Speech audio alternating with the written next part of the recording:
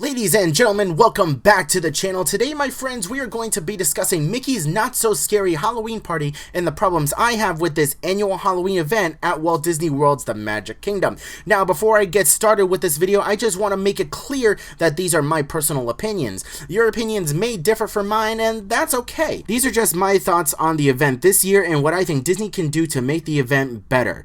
I do truly love this event, and I want to keep going back, but some of these issues I have make me not want to go back. People have asked me before if Mickey's Not So Scary Halloween Party is worth the money, which can be pretty expensive depending on the time of season you go. The closer you get to Halloween, the more expensive your ticket is gonna get. And when I get asked that, I honestly don't know how to respond. Some parts of me want to say, yes, it's worth it, and then other parts of me want to say, stay away and do something else.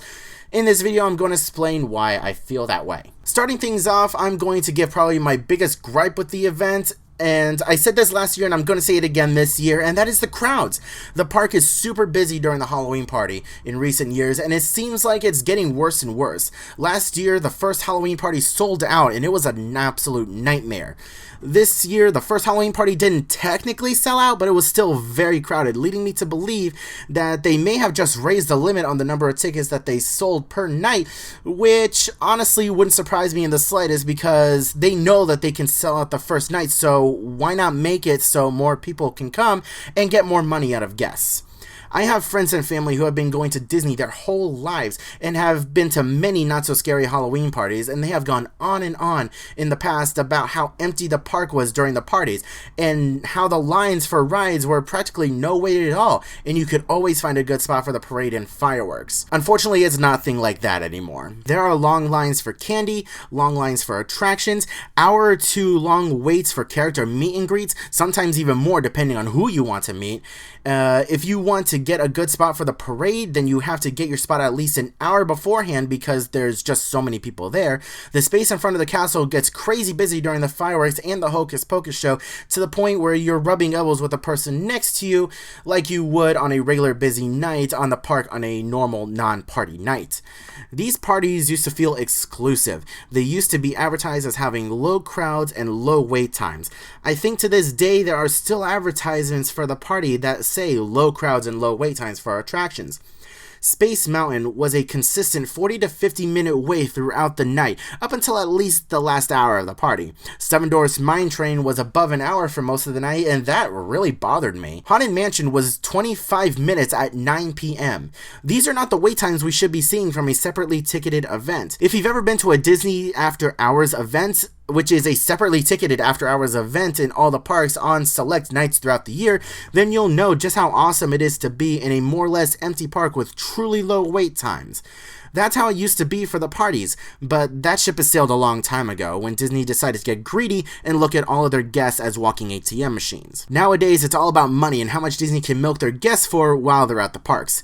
Seems like more and more people are let into parties each year, and it's getting to be a little bit too much for my taste.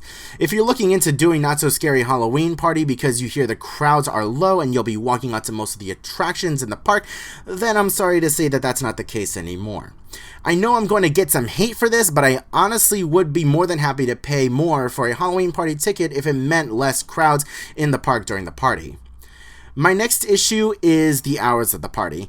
The party officially starts at 7 and ends at midnight. You can enter the park at 4 p.m. with a party ticket, however, and start queuing up for some of the major meet and greets around 5. But even then, most meet and greets don't open up until closer to party start. So that's about 5 hours of party time, and that's still not enough time to experience everything that the party has to offer.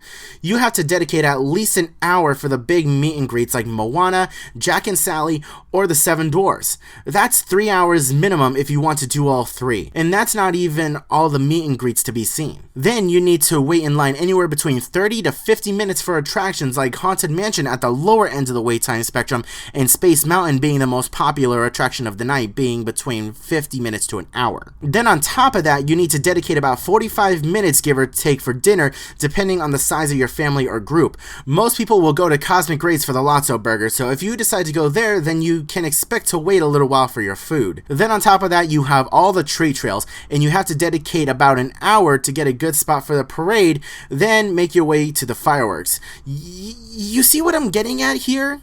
It's almost impossible to get everything done in one night, and this would not be a big deal if the crowds weren't so bad. They kind of force you to feel the need to go multiple nights just to make sure you get everything the party has to offer done. If they cut the attendance per night in half, then that would make a world of difference in the guest experience.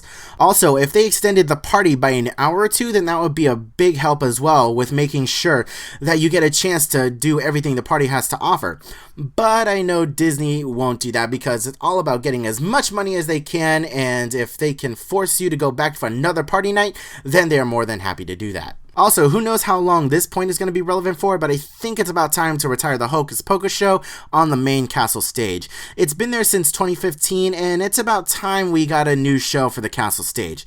Don't get me wrong, I love Hocus Pocus as much as the next guy, but damn, this thing has been going on for a little too long. Another thing I would like to mention is the party exclusive items are very expensive. The special food, drink, and merchandise that is exclusive to Mickey's Not So Scary Halloween Party can be priced a bit more than your usual items in the day. The Hades drink that we got during the party night ran us almost $8, and you can see how small the cup was. There are special popcorn buckets that people wait in long lines for, so if you want to get those, then you gotta wait in line for that and pay almost $20 or more for a popcorn bucket. Even more so if you want the whole set. All of this can really add up if you're a decent sized family and every one of your kids is going to want something, so that's also what I want you guys to keep in mind as well. There are a lot of other added costs to attending the Halloween party that can add up if you decide to partake in some of the extra item spending. One huge bummer from this year's event was the finale of the new fireworks show. In years past during Hallowishes, the finale would completely surround you in 360 degrees with fireworks explosions. This year they cut that in half and it's only about 180 degrees of fireworks. That was very disappointing to see when the 4th of July fireworks were truly 360 degrees and created quite a big bang. Don't get me wrong, the new fireworks are cool, but I definitely think they relied more on the projections and used less pyrotechnics than they have in years past, which is really disappointing. So overall guys, I really do like Mickey's Not So Scary Halloween Party. I really do. It's a fun event that I will continue to attend for years to come. However, if these issues with crowds and event times continue to grow, then I may be forced to skip the party down the line. I'm already very skeptical about returning to the Very Merry Christmas Party, but that's another video for another time.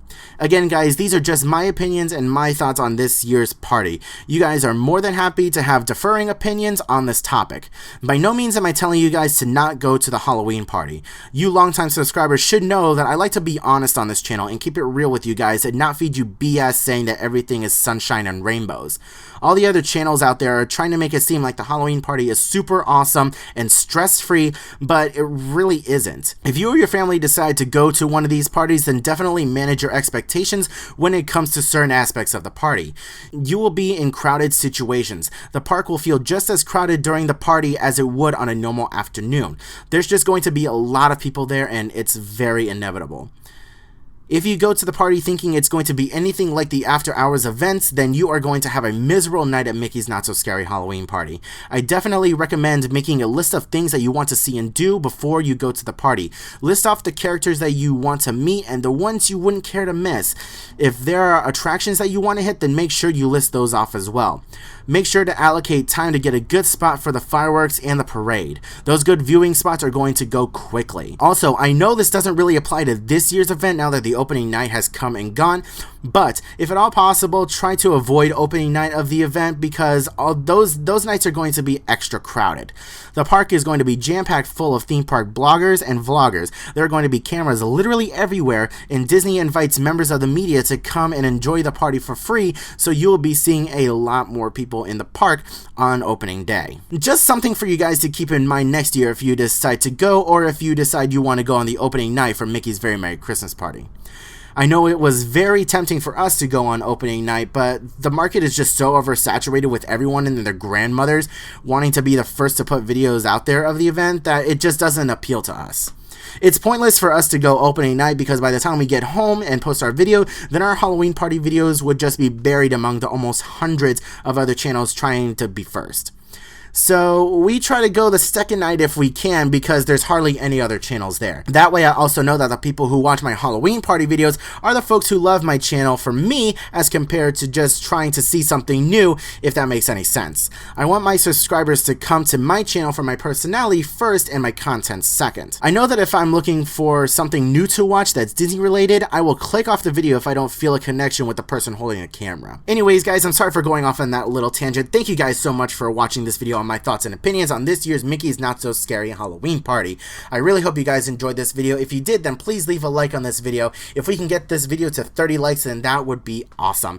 Please feel free to share your thoughts and opinions on this video down in the comments section below, and let me know what you guys think of the Not So Scary Halloween Party if you've ever been to one before.